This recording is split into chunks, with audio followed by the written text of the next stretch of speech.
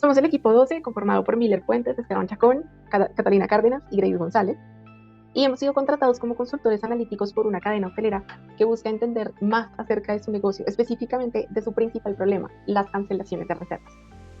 Tras una revisión con los stakeholders, se llegó a un acuerdo en que la pregunta de negocio es si es posible identificar la probabilidad de cancelación de una reserva y asimismo qué variables tienen mayor influencia en la probabilidad de cancelación basado en datos históricos y aplicando una metodología de analytics. Esto dentro de un contexto en donde la cadena hotelera ha dado prioridad a la autogestión de su experiencia en portales en línea, lo cual ha sido de mayor beneficio para los clientes, pero por otra parte ha generado un aumento en las cancelaciones de reservas.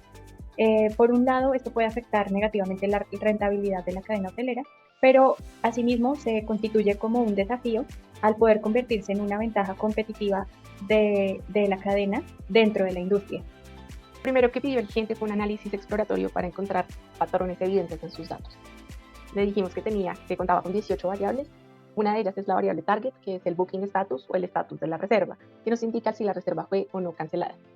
Y las otras 17 variables pueden ser categóricas o numéricas y son potencialmente predictivas. También nos dimos cuenta que gracias al buen sistema de gestión de datos del cliente y al buen desempeño de quienes están encargados del data entry, no teníamos problemas de valores faltantes o datos null que tuviéramos que imputar. También nos dimos cuenta, y como era de esperarse, que la variable target está levemente imbalanceada. Esto significa que la mayoría de las reservas aparecen como no canceladas. Sin embargo, este imbalance de nuevo es leve y no vimos que hubiera necesidad de implementar alguna técnica para solucionarlo, a menos que veamos que las métricas de los modelos que vamos a implementar de verdad se ven afectadas por este ligero problema. Dentro de la fase exploratoria, realizamos un análisis de las variables predictivas. Como se puede ver en los histogramas, analizamos la distribución de estas variables. En especial queremos resaltar el comportamiento de 3 variables. La primera es lead time, que es la diferencia entre la fecha en que se hace la reserva y la fecha de llegada del huésped.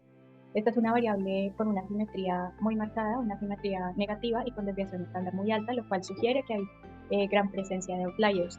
En promedio, los huéspedes hacen la reserva 2.8 meses previos a la fecha de reserva y es una variable en la que podemos centrar nuestra atención.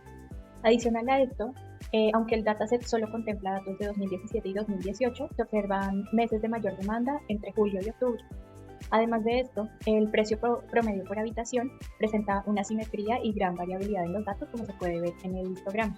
Finalmente, queremos resaltar que la presencia de usuarios que llegan a través de canales online es de bastante interés, es relevante y reafirma lo propicio que es esta herramienta y este análisis para crear una ventaja competitiva para el sector hotelero.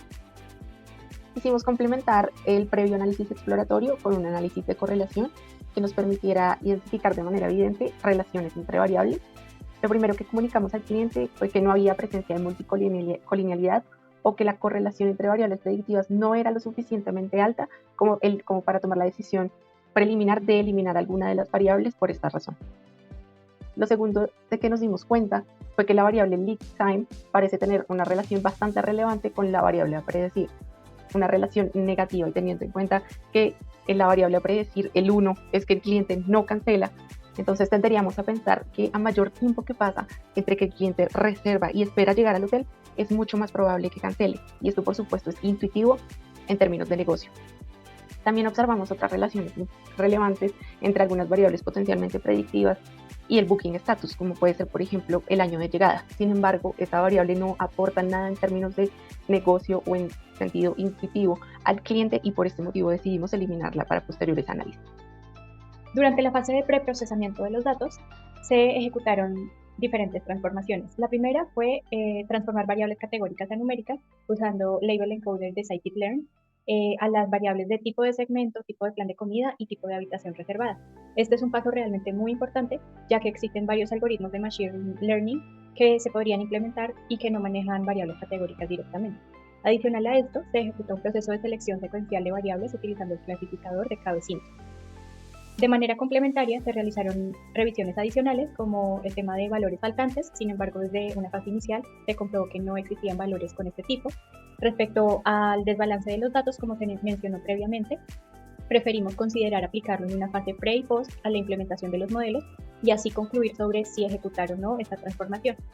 Finalmente, respecto a la variable lead time, preferimos no realizar ninguna transformación, ya que se identificó que el 97% de los registros con un lead time superior a 360 días hacen una cancelación, lo cual contiene información muy valiosa para nuestro modelo. El problema que nos plantea el negocio se refiere a un problema analítico de clasificación, es decir, predecir si la reserva va o no va a ser cancelada, que es una respuesta binaria. Con este fin se pueden utilizar varios de los algoritmos que vimos en clase para resolver el problema. Decidimos escoger 3 algoritmos, 2 de ellos por su altísima precisión y porque son muy buenos reduciendo el sobreajuste, como son el Random Forest y el Gradient Boosting, y uno de ellos no tanto por su precisión, sino por su capacidad interpretativa, es decir, que podríamos mostrarle al cliente exactamente cómo llegar al resultado de la probabilidad de cancelación a partir de las variables predictivas y sus valores. Es decir, que si obtenemos una buena precisión en la regresión logística, podríamos implementar este modelo, ya que sería mucho más interpretable para el cliente.